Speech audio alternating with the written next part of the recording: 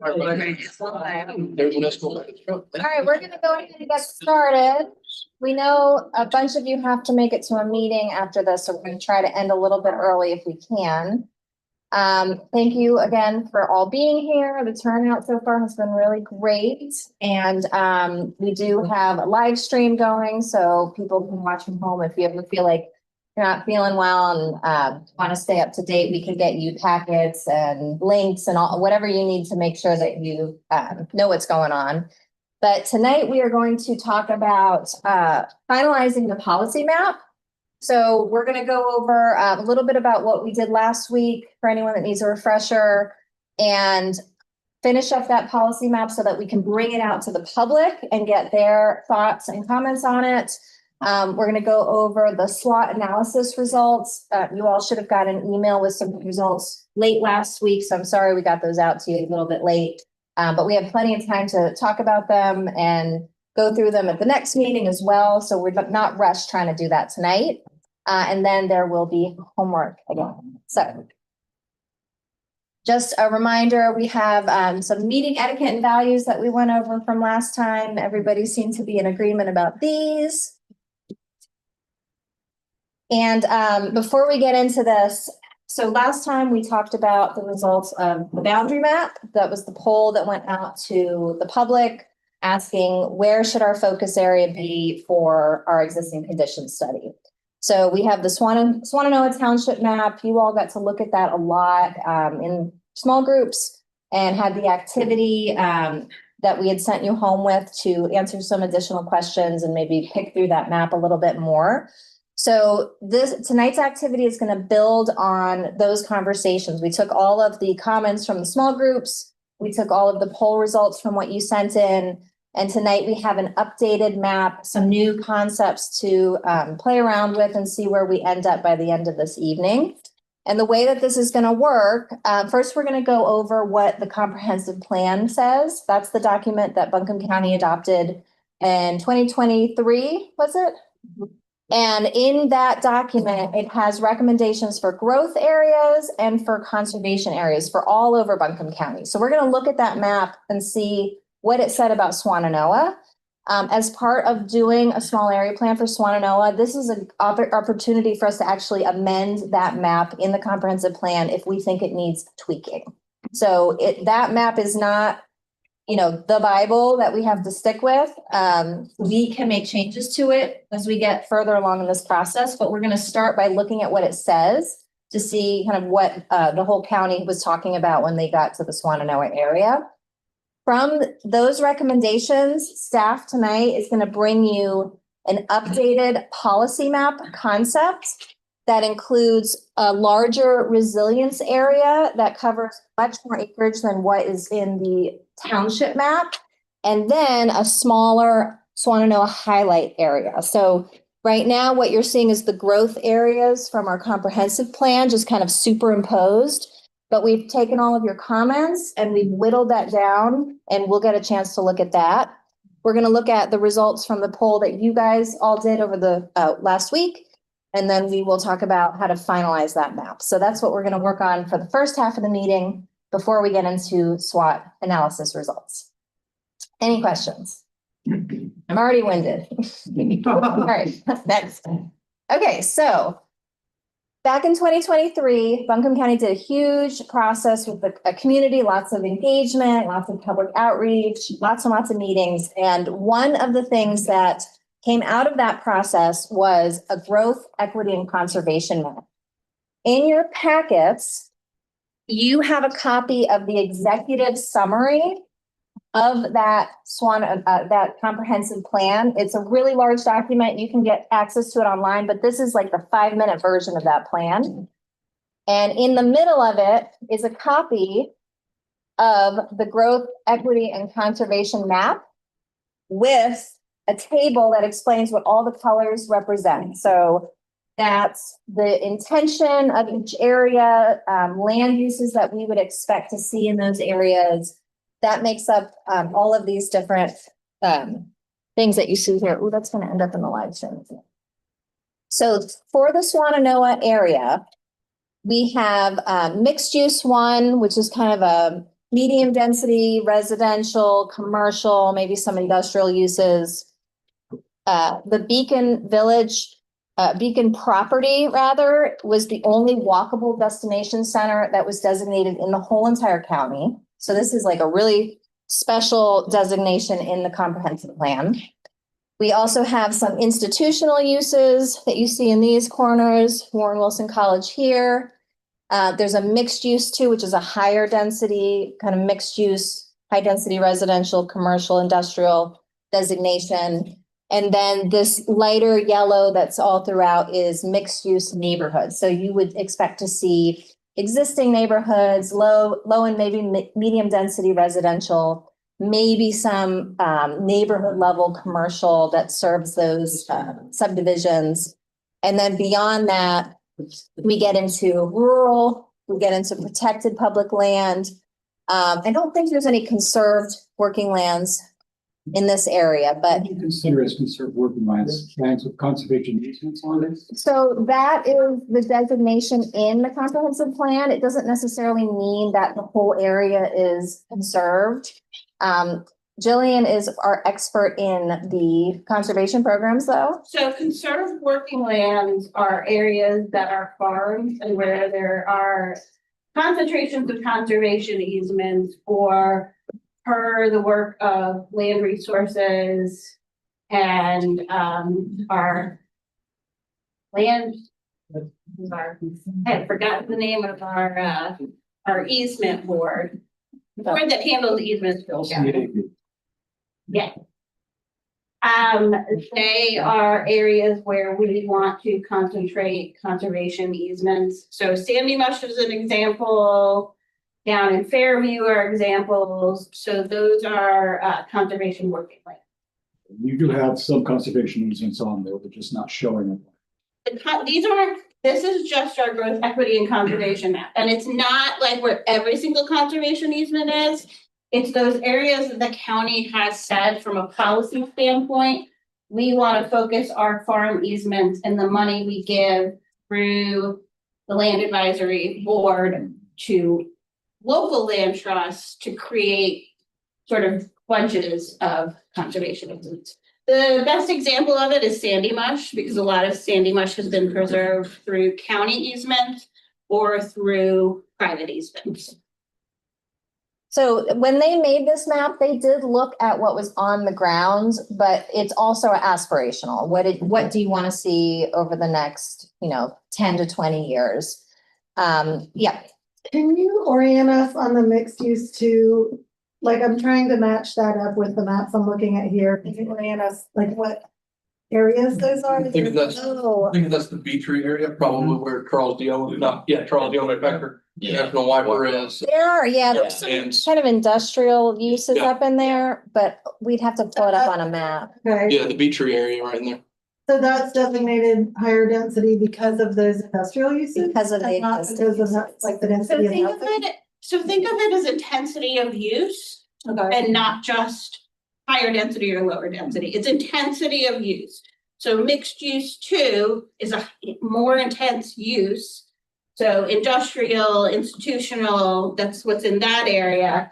Then mixed use 1 would be less intense uses. Well, Give an institutional example of is mixed use one. pulled out separately, it looks like. Yes. The big institutional users are pulled out, not every single institutional land use. There are some, we just have, and it's sort of unique to Buncombe County, we have these institutional uses that don't really fit into any of the other counties that have, that it's like a bunch of land. So you can see Warren Wilson College and the Cove, like, Right. and in the, like, if you look at what Shannon gave you in the 5-minute plan, it describes sort of what. See that for a second? Yeah, in this table, there's a description of kind of the purpose of what each one of those Yeah. pillars is. Page 17. What type of utilities you would want to have in those areas. Proposals for density, but this is not a zoning map. This is a future land use vision map that can guide decisions about changes to zoning, development decisions, policy decisions. So as we're looking at this, we can use it to help guide some of our work in Swannanoa, or we can decide that we need to change this map now that you're taking a much deeper dive. For example, everything south here of I-40 is labeled mixed use 1. A lot of this is in the steep slope. So already there's some issues with this map that we can make changes to as part of this process. Any other questions about that? And you're going to have time to look at this at home and come back to the next meeting with questions. So this is not the only chance to really get into this. But while we have it up, are there any questions? No? All right, next. Okay, so if you take all of the growth areas, which is anything that's not green, and I'm sorry, this is supposed to be green, but it's kind of looking muddy in this picture. This is all green. But if you take all of this that is designated as growth in our comprehensive plan and you overlay it on top of our township and policy map, that's the shape of it, the blue. So a lot of the Riceville area that we had disagreement about, all the way through to Black Mountain, even past where some of our boundaries were that we were talking about. So that is our starting point for today's conversation, is where they had said the growth areas should be. And the question is, can we come up with a resilience area, the purple, that matches our goals?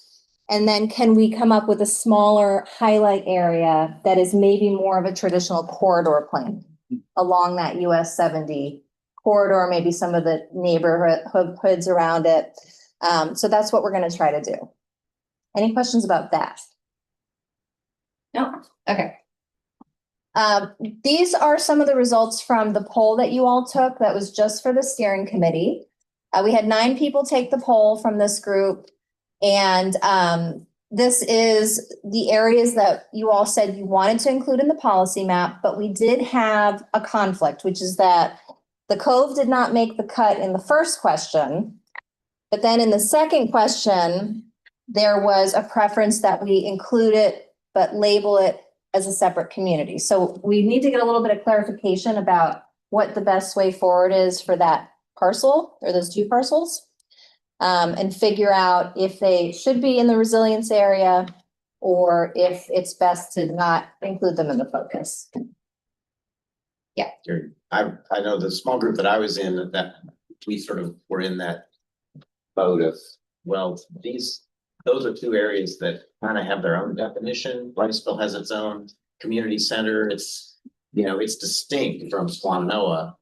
And the question would be, do we want to, are they even really represented here in this group? Do we want to start coming up with a template that we're going to impose on that area when that community hasn't really had a voice in it? And likewise, the Cove is basically institutional space. You've got the Cove itself and the camp there. And again, they're not really represented here. So the idea our group had was, well, we're certainly developing a plan for Swannanoa, and it may be applicable to those areas, but we shouldn't assume that they want to adopt the exact same thing, or that the county should adopt the exact same thing for them unless they have a voice in that process. We did see where people were saying they lived in the last poll results, and there was a big chunk of Riceville that was not represented in the poll. And that's something that as we move through the next poll and the one after that, we can do more targeted outreach.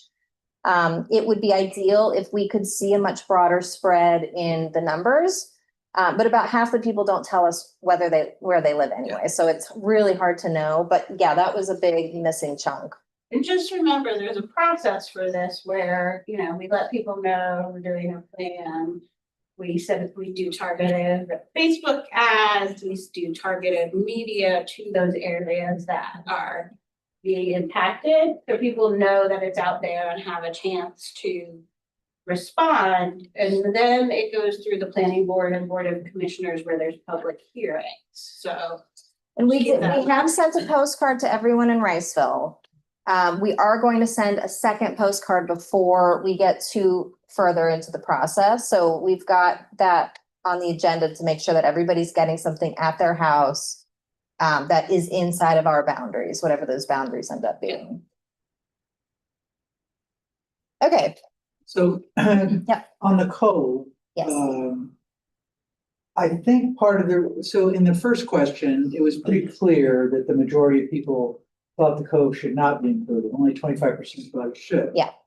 In the second question, there was a little bit of, maybe internal conflict there. But I think my recollection is that that was because of the way the choices were worded, like for question 2, that I remember there not really being a choice that reflected what I would have personally chosen, which is include Riceville, but not the cove, okay. and label Riceville as a separate community. That was not a choice. Well, let's look at the So map, that may be and where the let's confusion is. see if we can come Okay.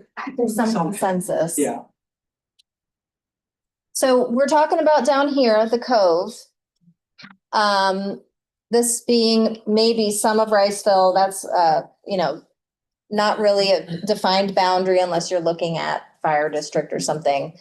In terms of a resilience area, this is the result of the poll, kind of consensus that we could get from your group. If we were to eliminate the cove, this is what we're talking about down here. So it is downstream of Swannanoa. So if we were to have some conservation recommendations, floodplain recommendations, and we do not include them, that means that they do not have to abide by any policies, or if there were new standards that were adopted, it would not impact them. They would be under the non-resilience standards, if that kind of makes sense. And then any guidance regarding land use, that's a lot of what a comprehensive plan or small area plan is. It's guidance for the people making those decisions, the planning board, the board of commissioners. Any guidance regarding land use, would it be focused on that area? And I think the cutoff is I think it cuts off like right here.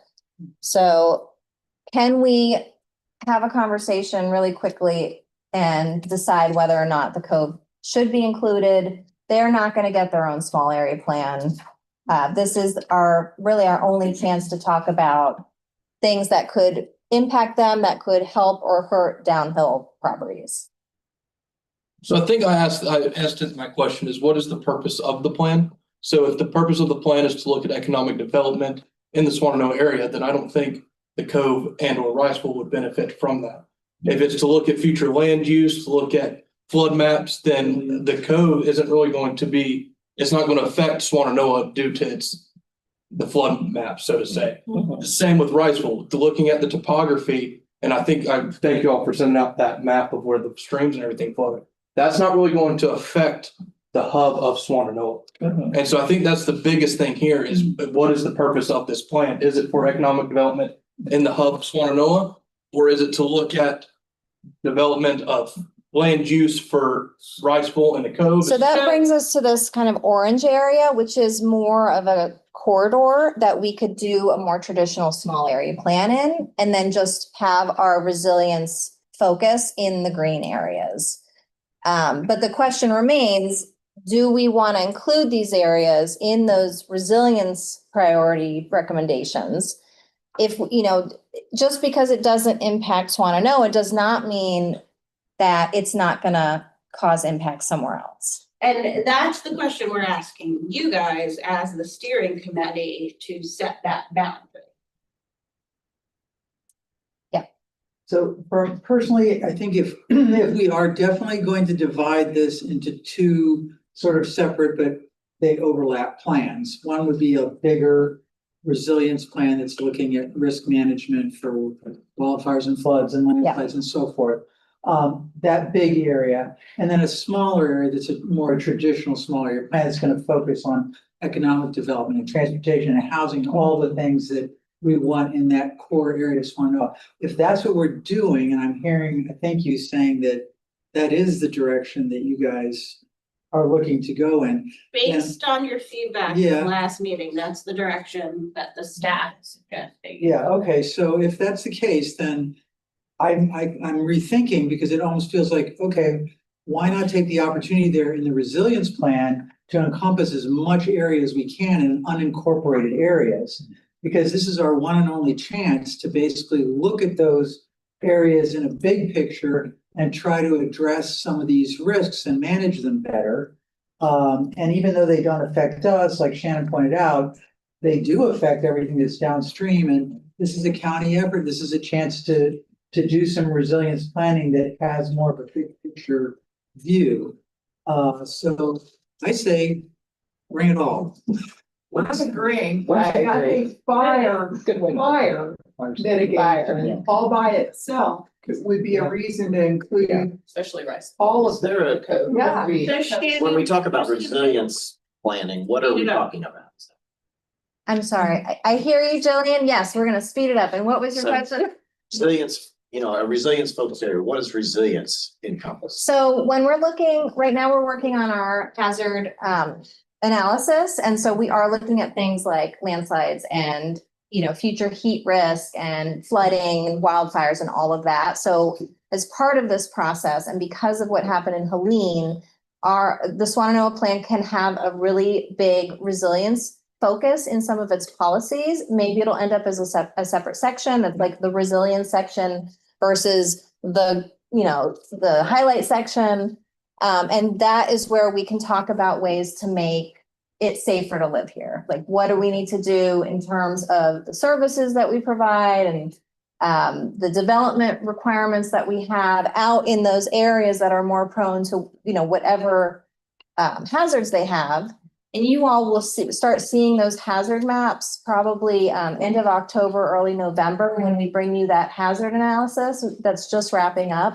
And we'll get to start digging into where those hazards are, who's most at risk, and all of that kind of data. Are there resilience focused plans county-wide in response to Helene that would apply anyway? Whether or So- not Riceville or the Cove is in Yeah. this small area plan? Pre-Helene, we had the Buncombe-Madison Regional Hazard Mitigation Plan that makes a lot of broad recommendations for the two county regions. So they are not going to get down to the granular level that we can when we're thinking about like future land uses in a specific area. And then post-Helene, the county has been working on a recovery plan. I don't know, Cassie, if you have more information about kind of what the Identifying. scope of that is. I'd have to look at the projects, but I. Yeah, But it's very- I can tell you one of the projects in our recovery plan is to look at all our ordinances from a perspective of what do we need to do to build resilience in all of our. So there might be big recommendations for the whole county, but we have an opportunity to look at the particular development patterns in Swannanoa and come up with specific recommendations that can get down to the parcel level even. And we can't do that in a countywide plan. It's too many areas. But we could do that with this plan. And we could look at the resilience area for certain topics and then hone in on the orange area for more of those traditional small area plan topics. I would also like to say, this sort of goes along with what Carol said. Any excess water that leaves our area, that leaves that green area, if whatever we include, I think we should include as much as we can. Any excess water that leaves here in high rain events is going to be visited on our neighbors. Biltmore, River Arts District, all of those people are going to suffer from what we send. And the more we can keep from sending, the better off all those people will be.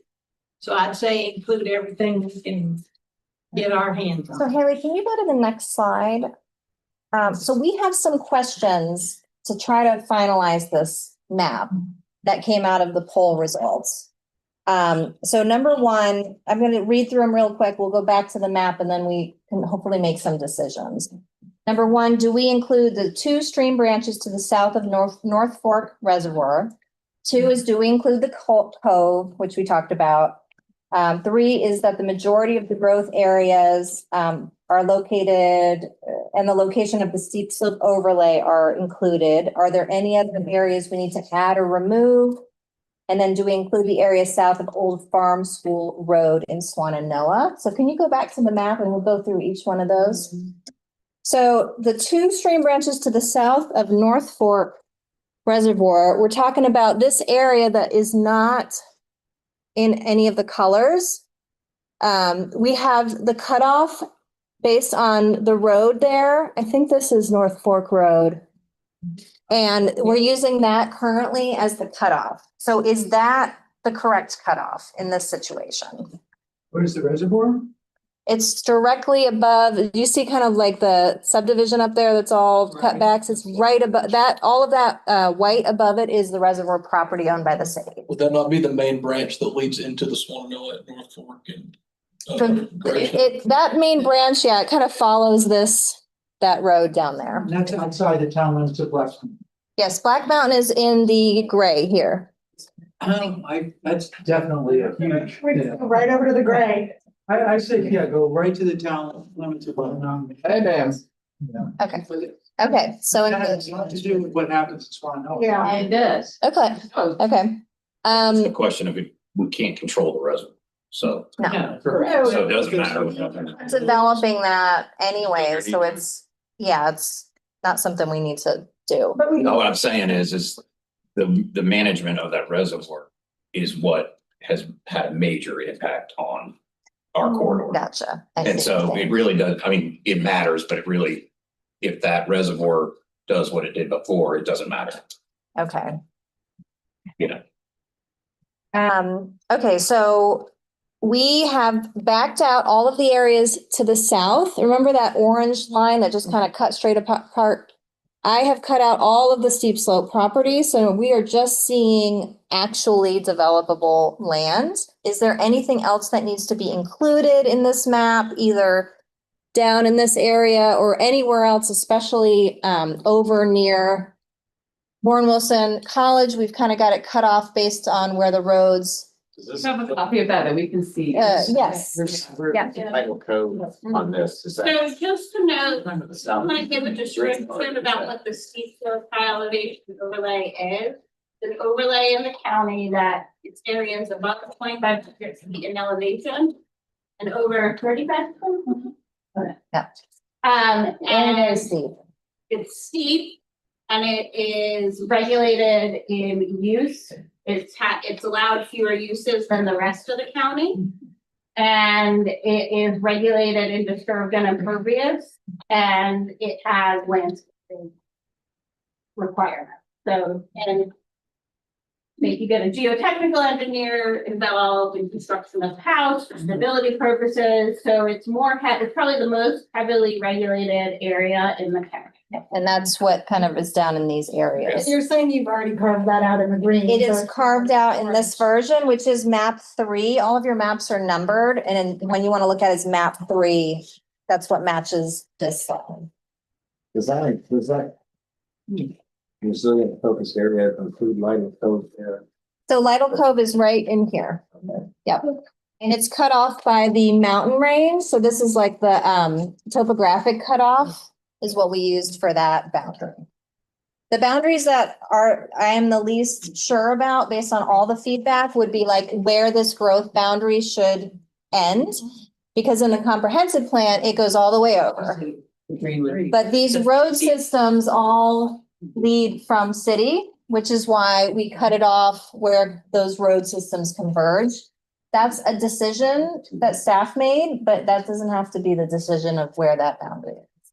Can you say what the designation of the growth area is, like the blue highlight on here that you've referred to as growth area? What the does that mean? designation? So that is in the comprehensive plan. If you look at mixed use neighborhood, that is that yellow that goes all the way up Riceville Road and up into Bold Creek. Well, that's blue on this map is what you're saying. It's blue on that map, and we did not, we didn't bring that small area highlight all the way into it. We cut it off. Yes, that one. So there, I guess. I'll just say one reason I'm asking is because there's this area of an area we've talked about possibly including in the Swannanoa highlight area. What are you talking about, like in And I here? think there's several parts probably that are blue on this map, Okay, where there's a lot of naturally occurring affordable housing. okay. Is there a certain road that would be easy to be like, pull it over everything that's under this road or bring it over to this road? Talked about like everything south of Old Farm School, That would be all of this area right here? but I'm just saying that that is a thing we said 2 weeks ago. Correct. Like right in this whole pocket here? Yeah. Yes. Is there anyone that disagrees with that and wants to talk about that a little bit? Or is there some consensus from this group that that would be the desired? I mean, I'm not sure I'm endorsing, I'm just like bringing back that We so talked about it. that would include like Botany Wood, that would include all of Moffett, which was heavily impacted, but both of those neighborhoods are like high impact in the storm. And some have a lot of housing, some affordable, some not affordable. But that's typically not Swannanoa. How far of this? Let's see if we have census. Is everybody in agreement of what she is saying, south of Old Farm School Road, that Sure, it be I'm agreeing. included in the open area? You know, the road could be a cutoff point. I'm not sure where the cutoff would be over on this side, if there's any opinions about that. Would it be one of these roads or would it just come straight across? It just feels to me, I mean, I'm having trouble wrapping my brain around it, putting stuff into a Swannanoa plan that is not Swannanoa.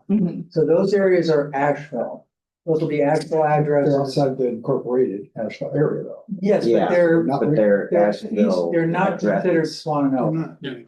So Historically in the Because- Swannanoa Township map. They're in the township, but Riceville's in the township map too. Right. The township didn't really mean anything. It didn't really. I was curious, what is the township map? But I'm not going down that rabbit hole, Yeah. but we can say it's in a township, but what is the township? Yeah. Because I'm with you, Carol. It's not Swannanoa. I mean, if this was gonna be the East Buncombe plan, then Yeah. okay, but, Yeah. but this being the Swannanoa plan, then Yeah. I'm to the point where it needs to be At Swannanoa. least it needs to be, to me, geographic areas that people have traditionally considered to be part of Swannanoa. Because otherwise, even though you say, oh, we'll start sending postcards to all those people who think they live in Asheville, who are gonna be part of this, but they didn't know up until now, if we do it this way, they didn't apply for this committee, right? So let's think about it this way. Let's say that we come up with a bunch of recommendations for how we want growth to occur in this area. We want it to look a certain way. We want the density to be a certain amount. We want development patterns to be a certain way. Anything that's outside of that area, they will develop in whichever way the underlying zoning allows beyond what changes we make for this area. So is that appropriate that this area could develop totally differently than this area? Yes. Because to me, it's two separate boundaries. Okay, You have the Riceville community, which I think, I don't remember which one, but Riceville members should make their decision for the Riceville. And I know what y'all are saying is they may not have that opportunity, but who are we, members of Swannanoa, making that Okay. decision? so I'm hearing, keep it as a resilience area, do not bring that kind of growth focus. That was my Those thought. growth When we were policies. talking about the resilience area, the only concern that was left as we were talking about that is having the more expansive resilience area in any way gonna dilute what we do as far as Swannanoa proper goes. And I was satisfied in the conversation that it's not really going to, because it's focusing on the issues of terrain and watershed and fire safety and things like that.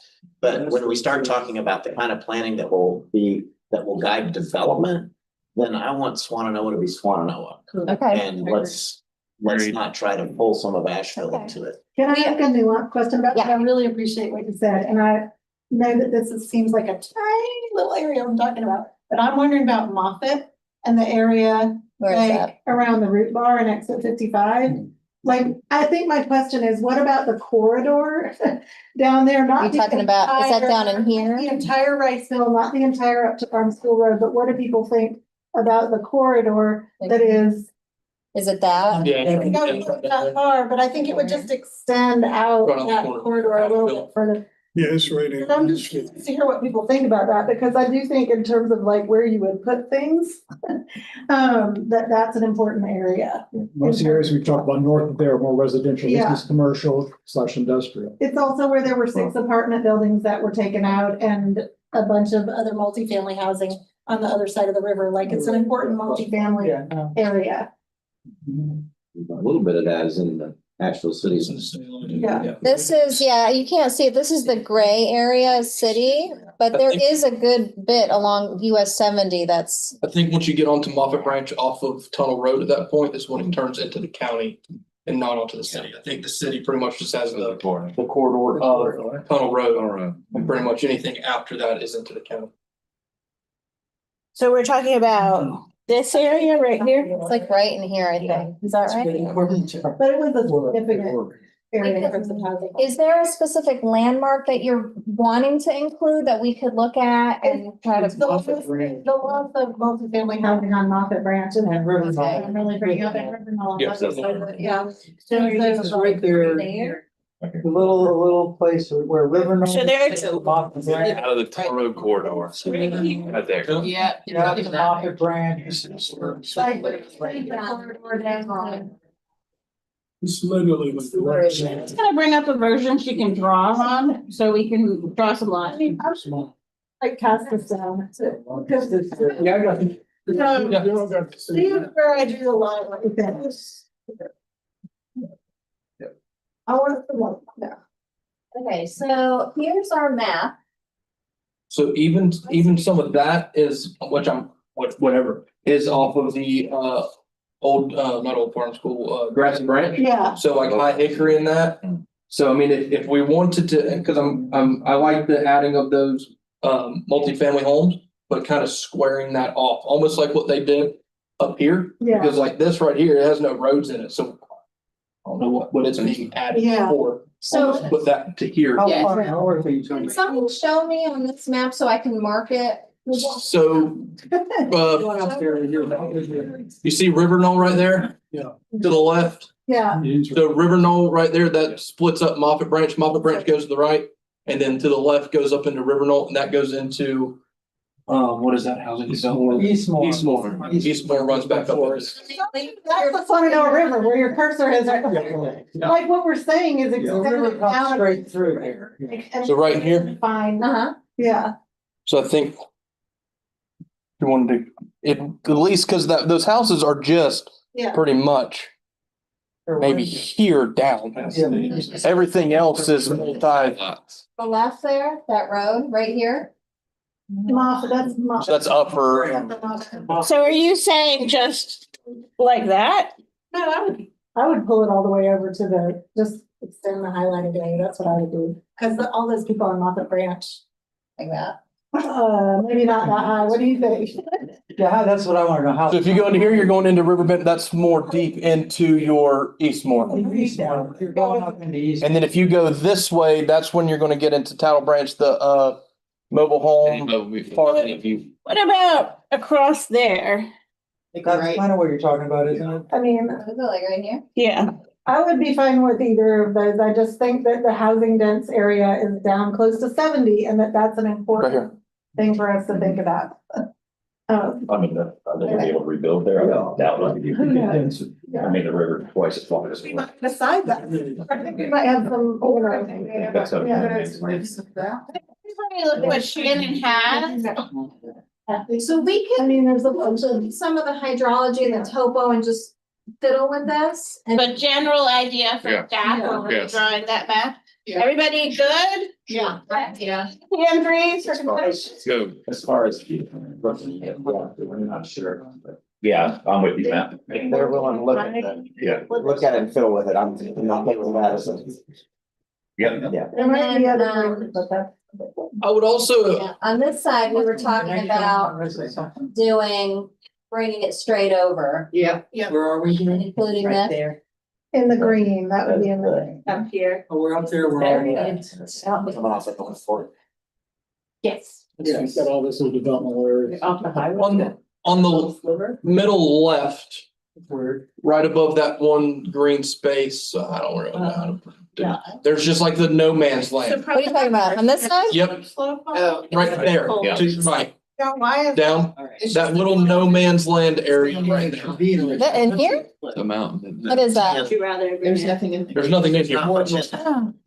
I know we're looking at this map, you're looking at that map, What are but you- this area, Weird. I'm sure you probably took the road out because of the. This right here? slope. Yes. This is Warren Wilson College campus. So we just grabbed the whole parcel, but if we need to cut it. So Shannon, they had a question about this one Mm-hmm. and why this is green. I'm assuming because the parcel has steep So- slope on it. If you look at map number 2, which is a close-up of that kind of highlight area. That one, that piece that goes across the highway, it's very, very steep. It's got steep slope on it, but also there are no roads Okay. in that entire area, and there's a stream channel that goes through it. We could, for consistency, we could just cut things across, even if maybe it's not perfect, but to keep it more of like, The 40 there anyways. What about That's steep the slope. four corners there? yeah. It's cutting like some roads off. That next, Where are you looking? that one. This one? Yeah. That is all steep slope. I'll see it looks. So all of that is carved out because of the steep slope overlay. Mhm. you're saying? Yeah, it's on map. Mhm. Where it shows that. And again, those are areas. Why are we cutting it out? Because of the steep slope? So those are areas above 2,500 feet in elevation and over 35% slope. Okay. And the steep slope high elevation overlay is our most restrictive area in the county. It only allows certain uses. It has limitations on disturbed and impervious. It has geotechnical requirements. So like our permitted use table is 3-4 pages long. In steep slope, it's like half a page. What So you can't do that much there and it's heavily you're restricted. saying by cutting them out is that we're recognizing that the county is committed to protecting those sensitive areas, and that we're not gonna make big development plans for those areas. That's kind of what we're saying. And we don't allow big development plans for them now. Yeah.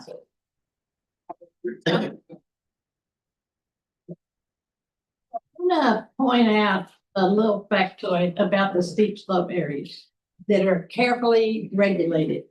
That, in my experience, with the planning department, that only includes areas that are not already developed when they put in the new regulations. Areas that were already developed before the new regulations are not regulated by those steep slopes. So if it's a vacant, so say you had a subdivision that was built in 1950, right? Yeah. And it was pre-stormwater, pre our hillside development regulations. Yep. So you have all these lots. If some of those lots are vacant and then they're there in the steep slope overlay, those individual lots have to develop by those steep slope standards. But they don't have the stormwater requirement Right. and they don't have the hillside requirements. Right. And I'm just wanting to point out that the places, and they're up behind Grovemont, they're up behind Lytle Cove, they don't have to comply with the stormwater and the steep slope. So that is true. They can't make people preemptively do stormwater, but when new developments come in, that's when the stormwater. And that's not standards. something that could be changed just because is that state level statutes and lawsuits and all that kind of stuff? Is that what? Yeah, I mean, Post hoc?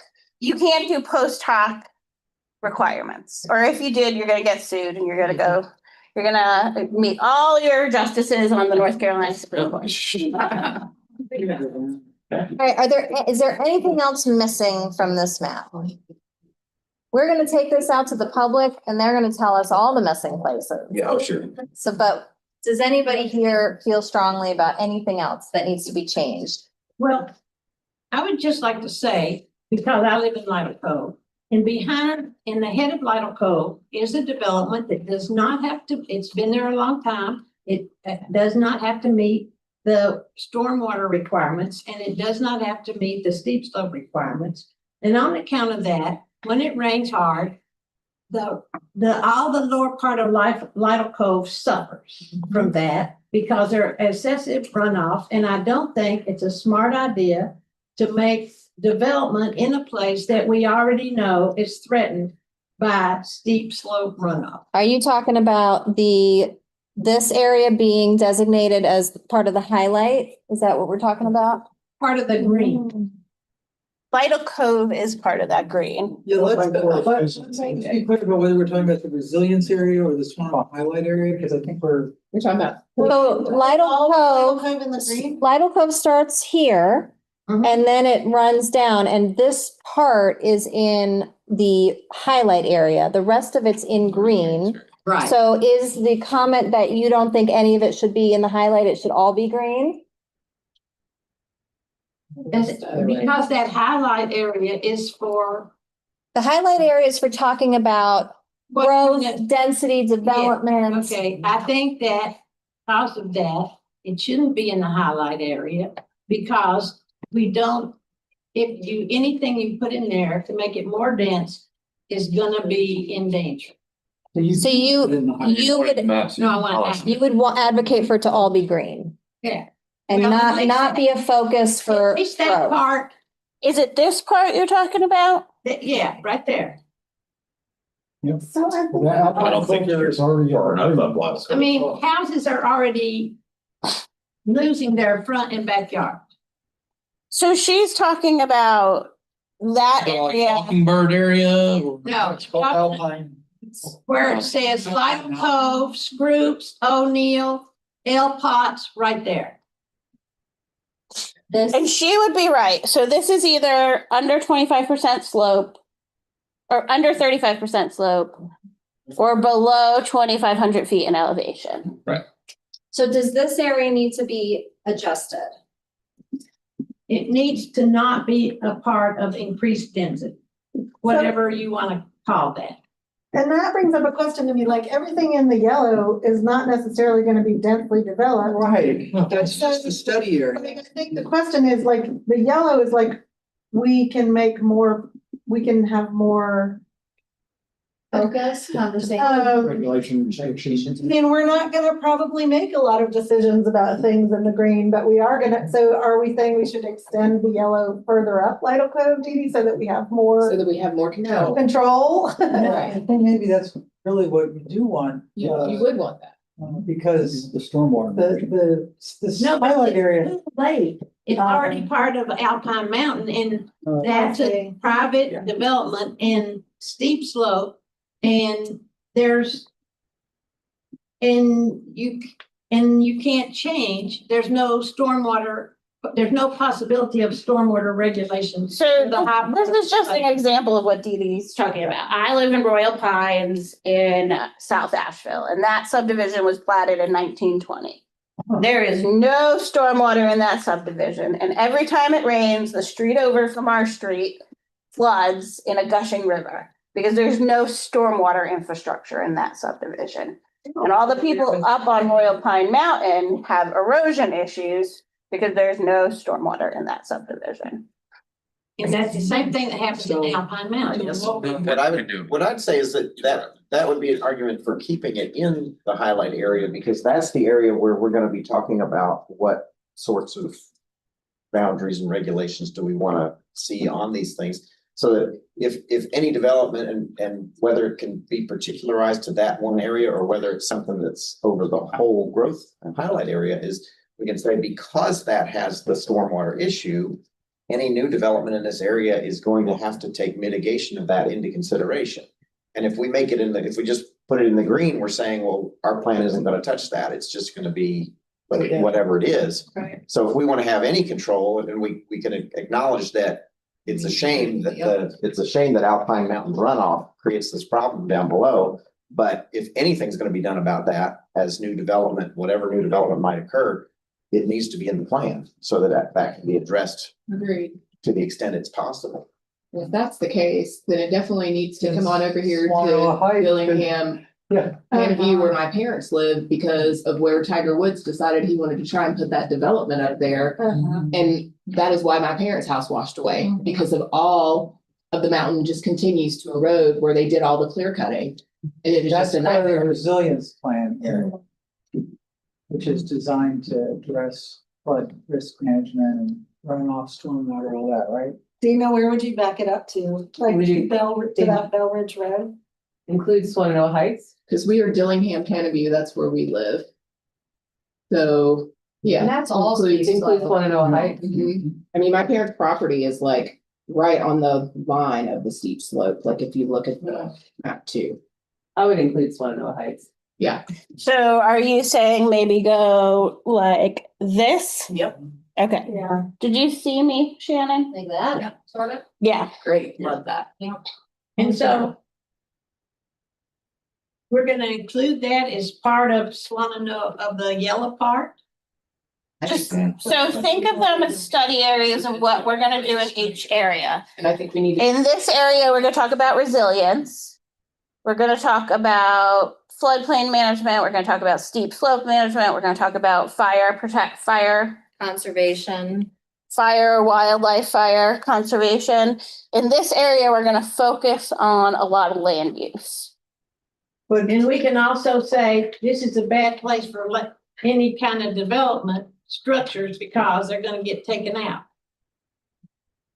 When we're talking about land use. Unless it was We can make stormwater. those, we can make. So yes, and but just to be clear, if someone owns a piece of property, you can regulate it to a point, but you can't tell them not to build on it. Right.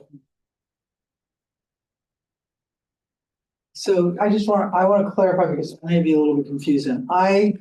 My understanding was, or the way it feels to me like it should be, is that the resilience plan, which is looking at how to make the entire area safer from storms and, fires and landslides and so forth, would apply to the entire area. Yeah. The resilience plan would be the. Yes, it's all of it. It It's would be everything. the Swannanoa highlight area and the resilience. Yes, resilience.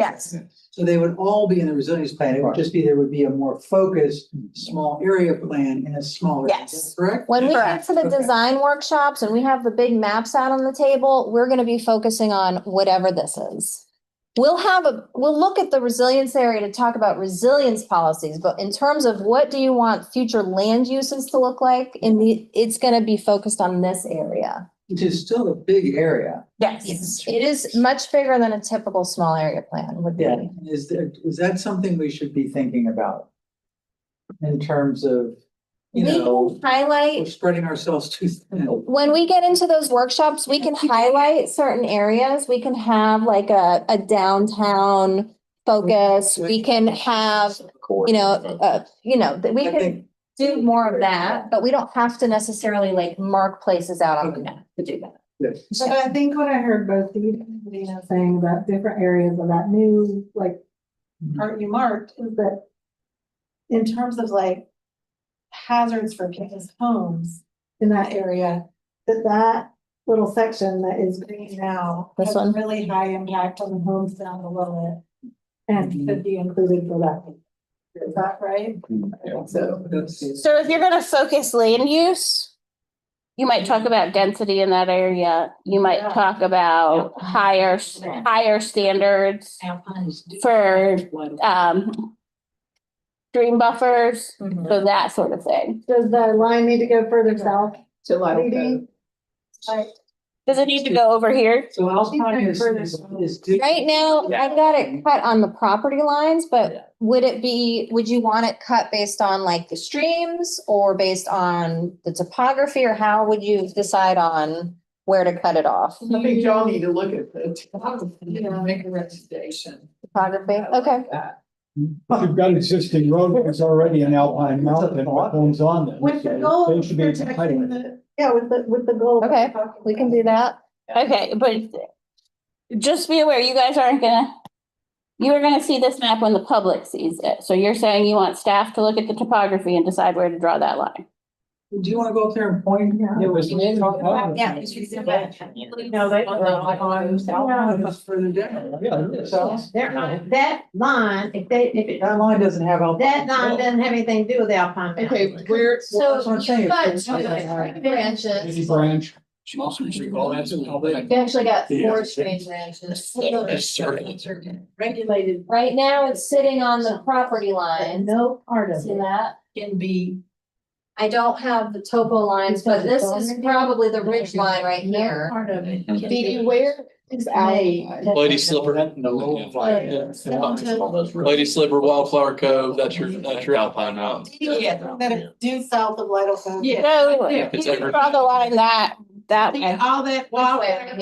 Yeah, you draw it there. Road, which has gotten gone 3 different times, even after the Army Corps of Engineers Yeah, fixed that goes it. down. The mountain is down, yeah, all that is Hello drainage. Alpine Mountain. Right, oh, there you I go. see Lady Slipper. Taking- This.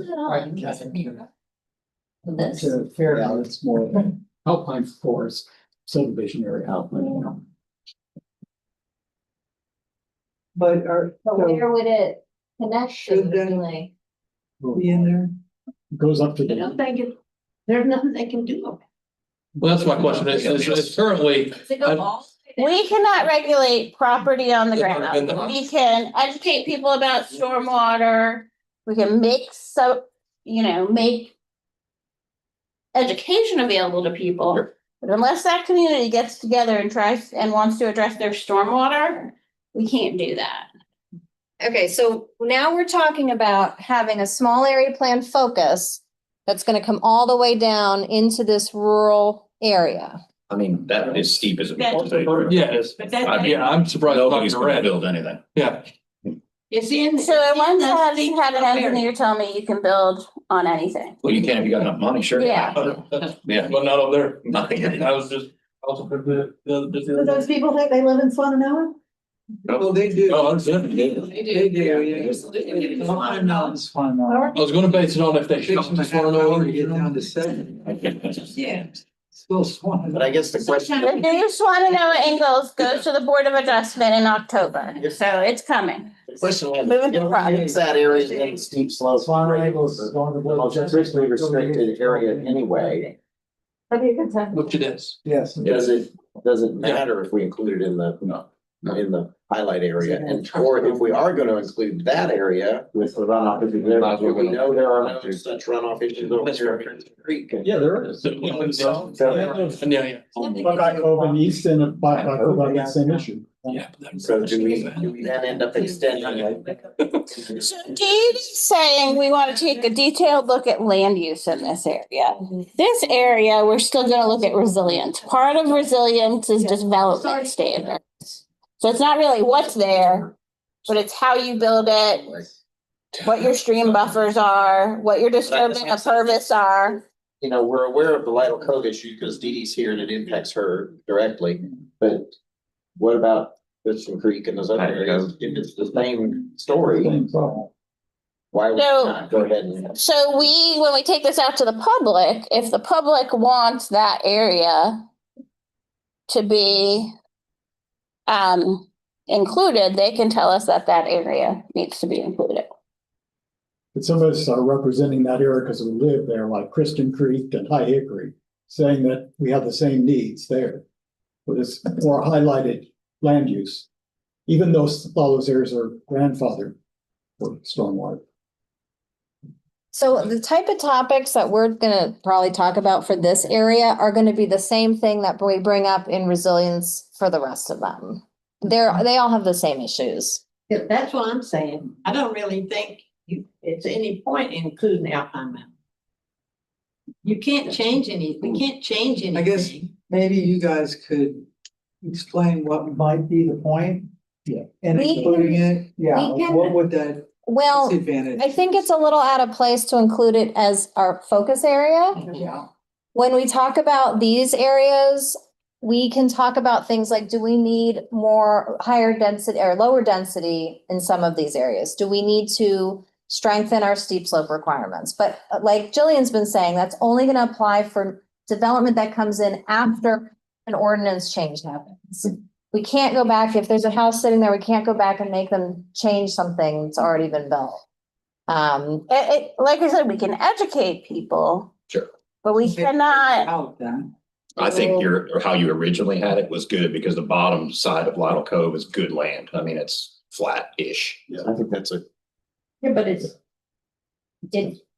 flattish, but when it rains hard, it's in a hazard, a serious hazard area. Well, I think that's part of the education is knowing that water, I mean, everybody in Lytle Cove knows that the water comes flying down through there. Yeah. So if you're gonna build a new house in there, you probably ought to look at the You ditch. should buy flood insurance. They won't sell it yet.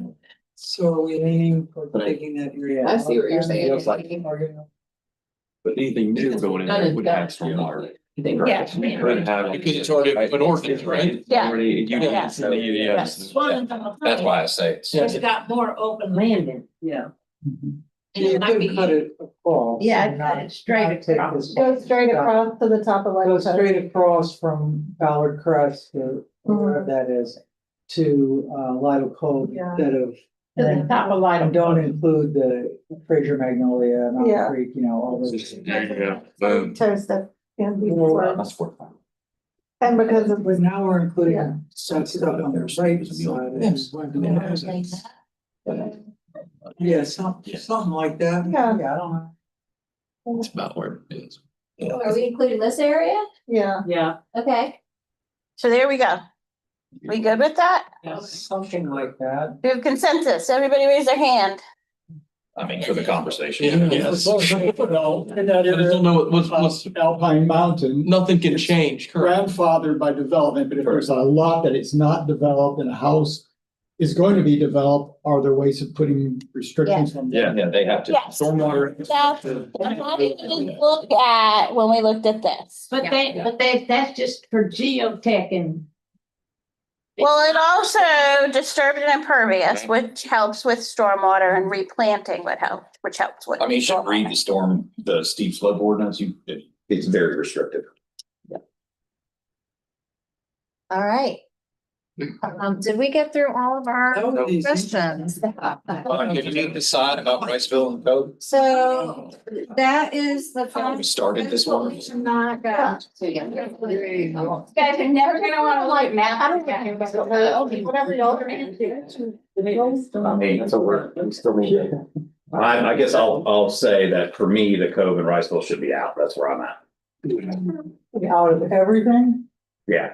out of the growth. Okay, so back to that. In the resilience. Even resilience. Right now, we have it cut off at the top of Warren Wilson's property, which ends right here.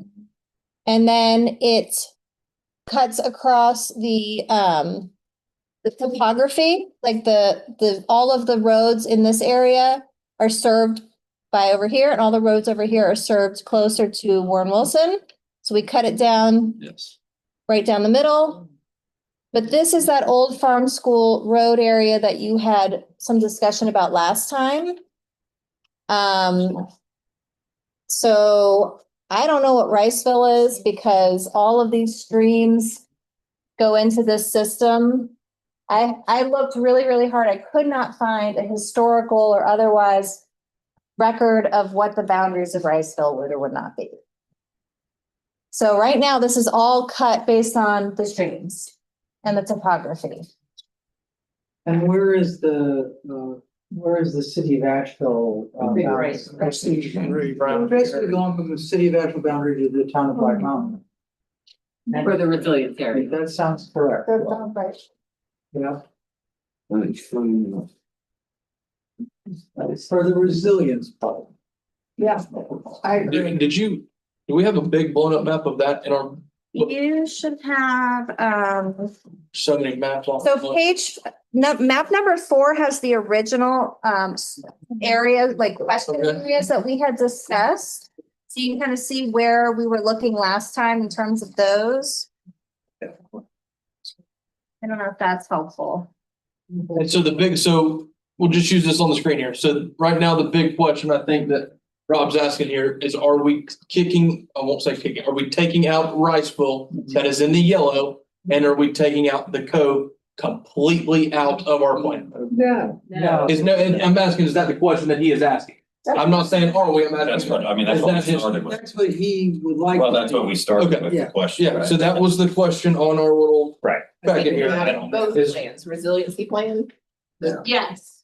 So you're saying drop them from both? No, we're not. We're leaving them in for the resiliency portion and they're out for the Highlight. small area. None of them, this is a bad color combo, but none of these areas are in the Swannanoa focus area. So its proposal is to leave them in resilience, And it'll all turn green. But This they- is just for yeah. display purposes for but today's. not be in the focused Swannanoa area. Do we have consensus? Is that what you guys want to do? Yeah. All right, Okay. those are all my questions. Yeah, we're good. It's hot in here. We're gonna take a break. Everyone get some pizza and go to the bathroom. That's what I am. Ooh. And some AC. All right, 5 minute break? We can do 10 minutes. 10 minutes? Okay. Everybody go outside. Yeah. All right. It's even hotter out there. It's even better. Yeah. Is there clear cutting? I think just how working. So I'm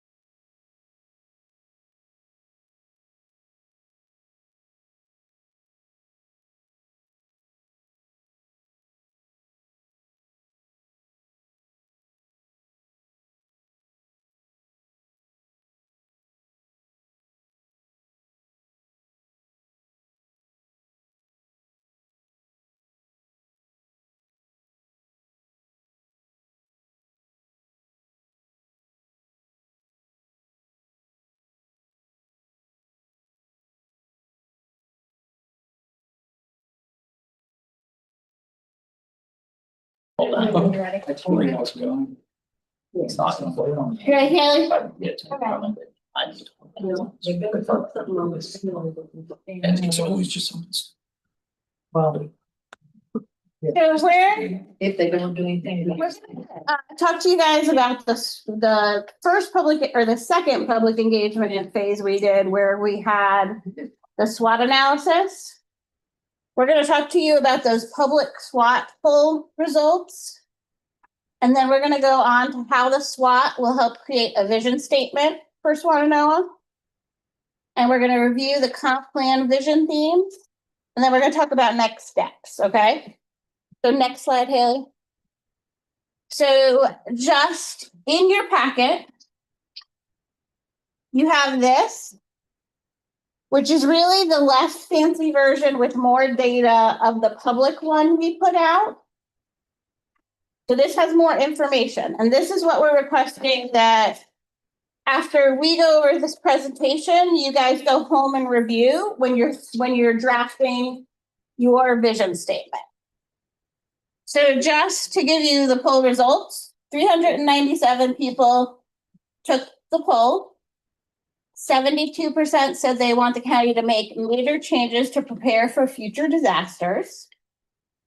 And the top 5 things to build resiliency over the next 5 to 20 years is create early warning systems, evacuation plans, and disaster resources. Our Parks and Rec director is very excited that number 2 is build more parks and recreation. Create safer roads, bridges, and utilities. Protect wetlands, rivers, and streams. And strengthen stormwater rules to reduce flooding. Okay, next slide.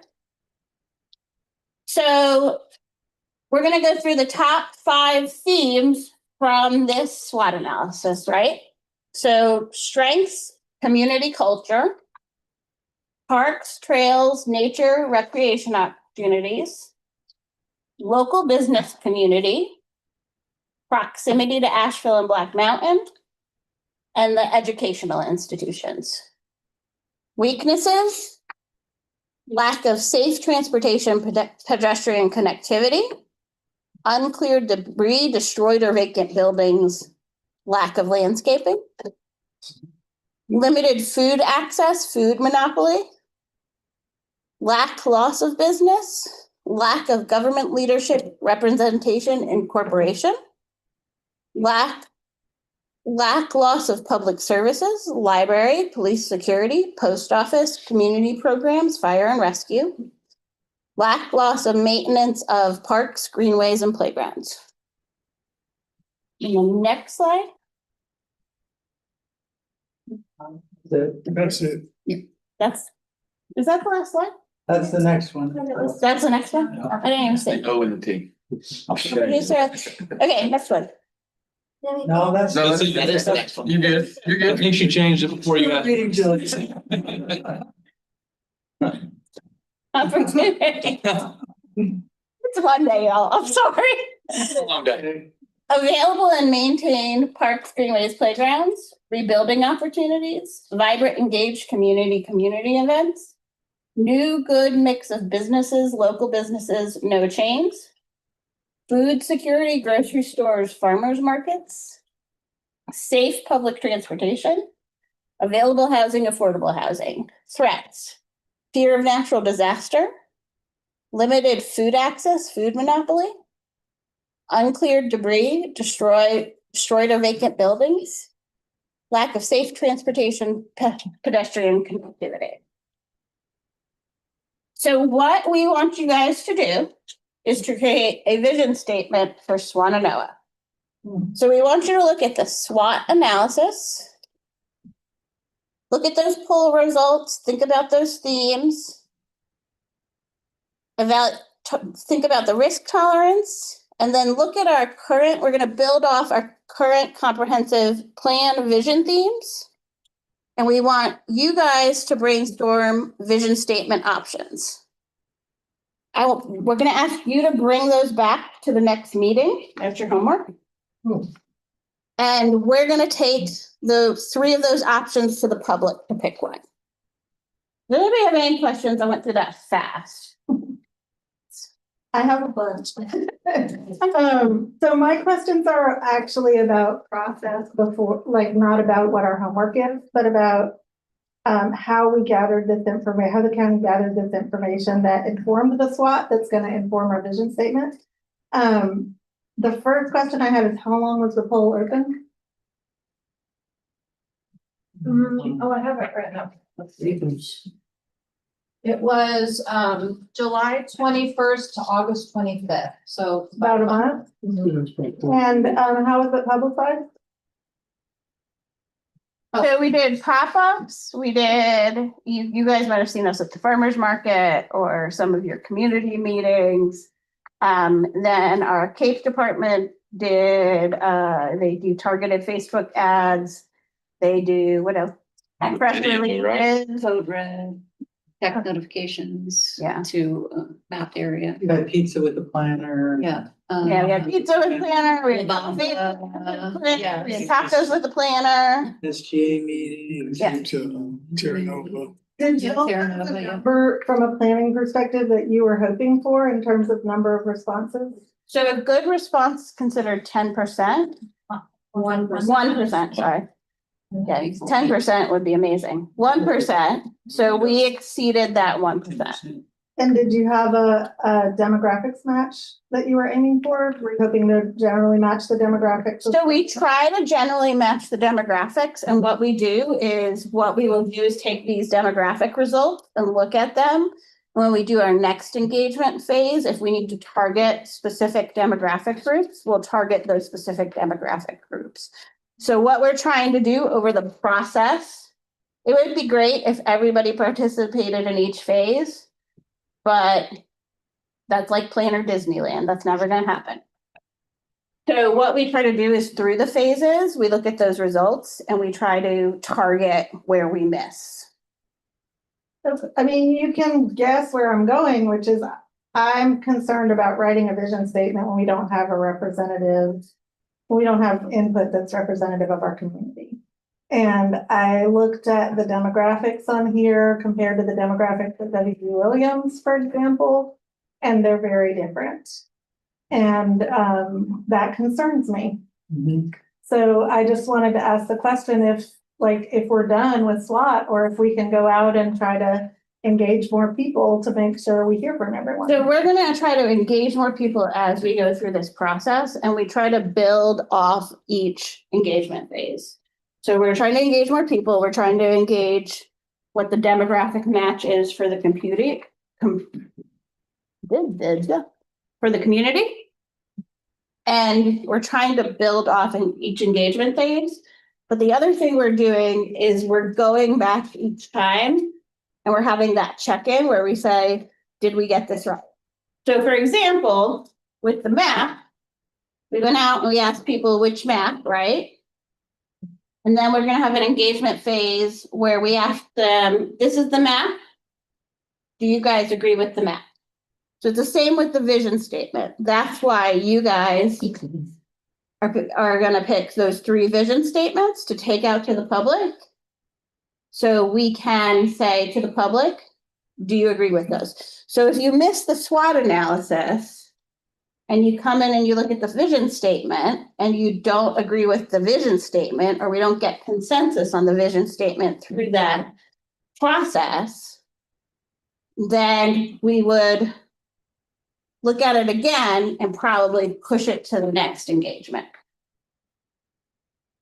So there's a check. So we build on this, create the vision statement, but then we go back to the public and say, hey, is this vision statement correct? If they're like, no, you guys got it totally wrong, you're awful, then we work on it in the next engagement phase. And How is it? that's why we have a steering committee that the commissioners appoint. And that's why we asked all those questions in the application regarding sort of different topic areas. We try to get as diverse steering committee as possible. So we can, so you guys can guide that process regarding that vision statement. So how do you envision the options of the vision statement being presented to the public in the poll? Is it gonna be, here's three options, pick the one you like best? Or do any of these options represent, what you would view as an appropriate vision, and if not, why not? Like I think how we present it makes. Yeah, it makes a difference. Yeah. And that's something we probably discussed with Land of Sky, our consultant, and sort of, can't remember how we did it for the comp plan. I have to look back. A lot of times I think it was, what do you like best? And sometimes there was no choice that really was The best one. what So you you pick would one. pick if you could write your own or whatever. But you had to pick which one you thought was the least worst, maybe in some cases. I'm not saying that, but that's kind of like the way it was. You have to pick one. Yeah. So I don't think if we do it that way, we're not really allowing the public to. To put their 2 cents in. Exactly. I mean, the steering committee, the vision statement, that's on your sort of table to create that. And a lot of the public engagement is, what do you like best? Because we're never going to reach full consensus in a community, right? Huh? Never get anything done. No, we never get it.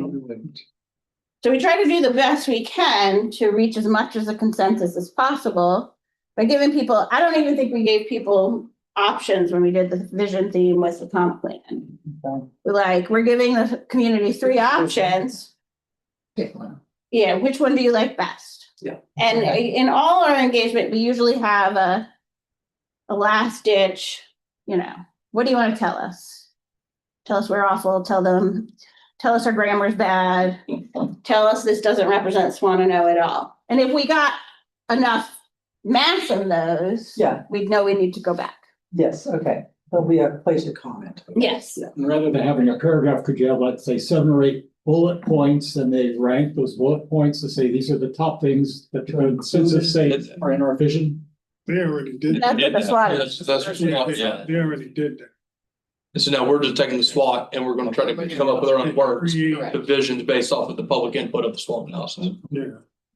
And we're building from the comp plan. So I want this document, the 5-minute plan. If you guys all look on page 7 are the vision themes from the comp plan.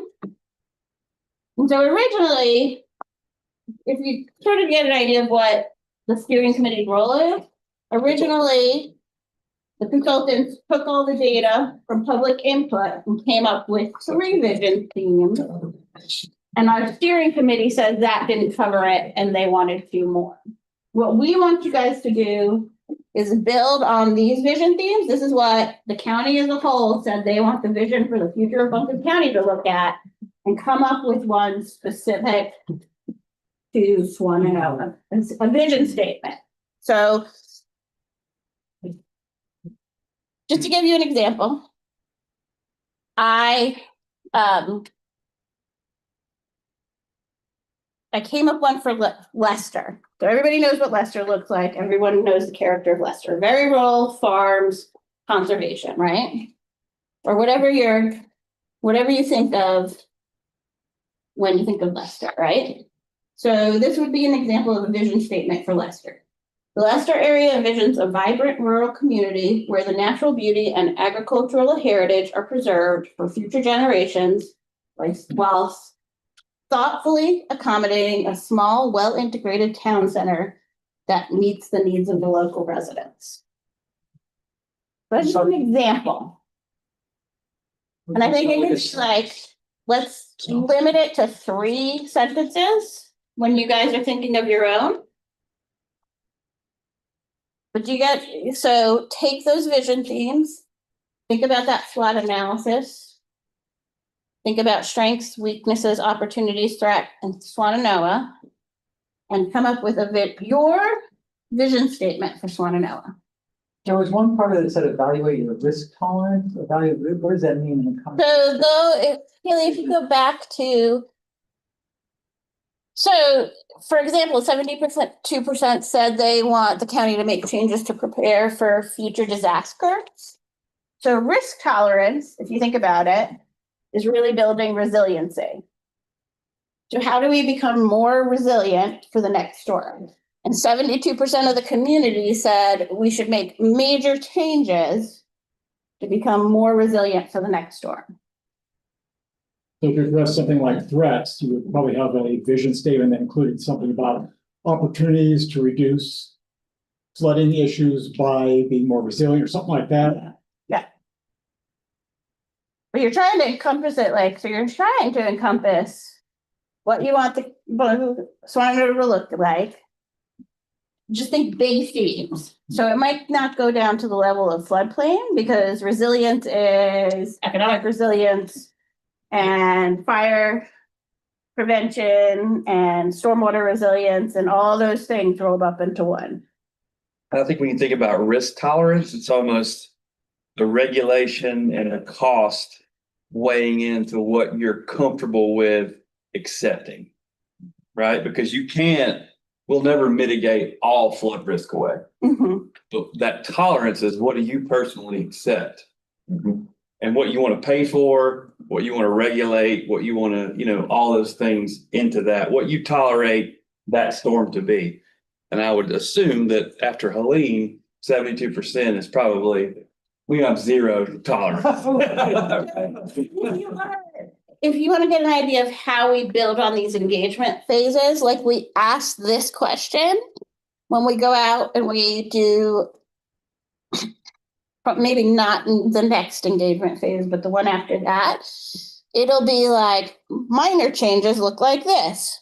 Moderate changes look like this. Major changes look like this. Hey guys, do you still want major? Do you want moderate? Do you want less? Now you're saying, this is what the box gets smaller, right? With the They may not, more mitigation. they don't like the majors. Yeah. That's right. Yeah. It's talking about representation and trying to get a feel for, the full depth of the community's takes on the SWOT analysis. I'm glad that we have the whole breakdown of each of those categories.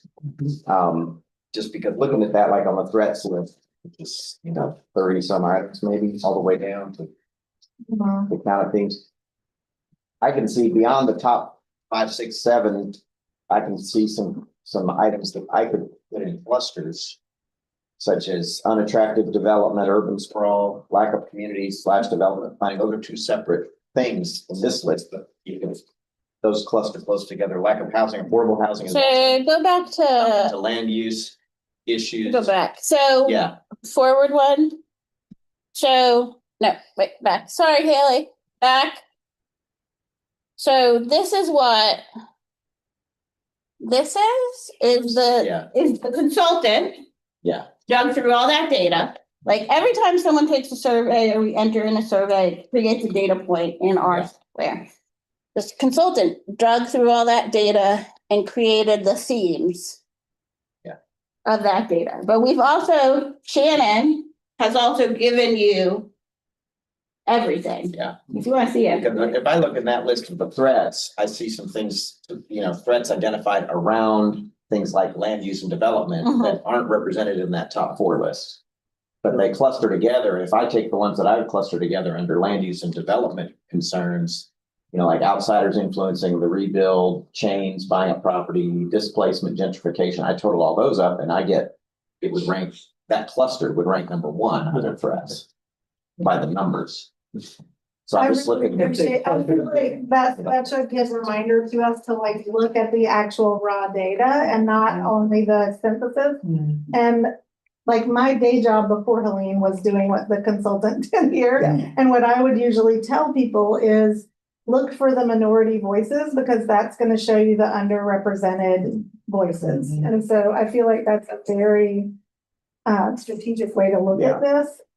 As we're thinking about 397 people, in a month at Swannanoa Communities Together, we have 450 people walk in the door and at least 200 of them are concerned about housing. Those are, I'm not estimating, those are that's our data. And so I know that doesn't match there because housing doesn't lack of affordable housing doesn't show up on every single one of these categories. So that's why I looked at the demographics, but I think if we look at the minority voices and we think about how we would organize the themes, that will give us some better sense of who some of the folks are who might be missing from the high level analysis. Yeah. And it's worth remembering, each one of us is here to bring our own perspective to Yeah, this right. because we represent a different constituency. That's what you have this Very well, hearing. right?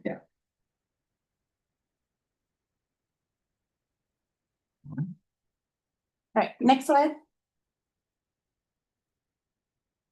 So just again, vision statement, concise description of what the study area should look like, feel like, and achieve over the next 10 to 20 years. Identifies the collective aspirations for future growth, development, the environment, and or quality of life. Should align with the comprehensive plan vision themes. So steering committee will work at the next meeting to develop 3 vision statement options for the public to vote on. So staff will email you links after this meeting, but review, this is your homework. Do. By the next meeting. And we're gonna talk about the next meeting because we have a conflict. Review the vision themes from the comp plan, use the SWOT analysis results to develop a vision statement for Swannanoa to share at the next meeting. So next meeting, we should have, how many people are on this meeting? 13 different vision statements. If you thought we had trouble agreeing on this map. Is there a way we could like use a Mentimeter or like Cahoots or something where it polls us from our phones or where you can capture the feedback data For when we have to pick between 14 or 16 vision statements? So we will, how we're gonna do it, Or Mentimeter. Where you get a word cloud or, something. Yeah, you scan it on your phone and then you get to pick on your phone, and you can see it in real life what the consensus of the group is. so how we're gonna do it is we're gonna split you up into groups. Okay, all right. The groups are gonna look at their vision statement. They're gonna knock it down to 1. Now we're gonna come together, those 4 or 3 groups, we'll have 4 or 3 that we choose from. Or that we tweak. Or that we tweak as a group In these times here. to come up with a vision statement. Very ambitious. It'll be painful. There you go. You changed the language. You changed the language. You changed the mind. Start with the vision themes in the comprehensive plan. They'll give you lots of ideas. And If we're to be voting on Menti, she's gonna need somebody smart phone to vote. We're not though. I have two when you can. the old fashioned way. We're gonna reach consensus in smaller groups, and then we're gonna reach consensus as a big group. So you said you want us to have it done by the next meeting. Yes. Is it in advance of the next meeting? Yeah, We're gonna bring it. take everything and throw it out there and. You want to email it to you? or- You're gonna bring We're just gonna bring it. We're gonna bring it. Yeah, you're each gonna bring up your vision statement. We're gonna put you in groups. You're gonna work on it in the group. Write it down and bring it. And we're gonna give piece of paper. Love the challenge. You'll be shamed. It's way back to school because we're gonna do group work and you have to do homework before the group work. Be in trouble. Right, okay. So, just to ask, we have a member who has a conflict and they're gonna miss 2 meetings because they've pre-planned stuff. So we're asking, so they don't have to miss those 2 meetings, if we can change the October 13th meeting to October 20th. That is a Monday. So it's gonna be Monday. There's 2 Mondays in a row then, in October. Yes. The 27th? How much homework are you gonna assign on the 20th? What's the plan for the 20th is the vision statement. Do we have any homework with that one? Are we giving them a break? They're going home with the existing conditions study, which is 200 pages long. Yeah. Shannon is going to give you Government. an 8-page stuff. At least come in here with a dollar full of paper, that'd be awesome. Do it. Yeah, reams of paper. So are we okay changing to October 20th? I'm fine. It works for me. Good, thumbs up, It doesn't work for me. okay? And then just to make sure we're okay with these future meetings? Okay. All right, and those are our set meetings through December. You guys have your homework. And I got you out in plenty of time to make your next meeting. Question about the SWOT analysis. Before the poll went public, to the public, and we started taking it.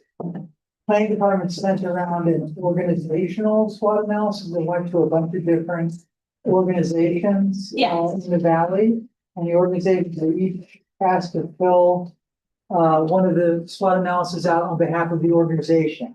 Yes. Which represented potentially multiple people with each of those. What happened to those results? That's actually, that's, and then it wasn't labeled, was it? We don't, right, is it in? So that is a slow, painful process, is trying to get all those getting to a mass with those organizations to try to get enough data from them.